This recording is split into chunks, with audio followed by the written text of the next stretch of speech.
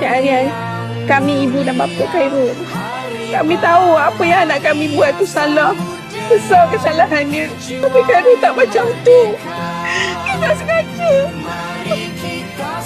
Dia tikam isteri saya. Tak sengaja apa benda lagi. Dan kami tak nafikan atas kesalahan dia tu.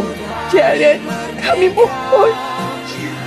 Boleh tak kalau Cik Aryan jangan teruskan kes ni? Kalau anak encik dengan anak puan yang masuk ICU sekarang ni, encik dengan puan masih nak cakap macam ni lagi ke? Masih nak tanya macam ni ke?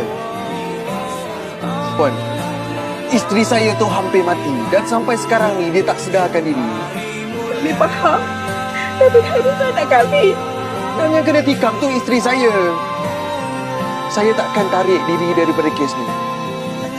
Anak puan kena tanggungjawab. Apa yang berlaku seterusnya terpulang kepada anda. Elevate. Layari pautan di profil.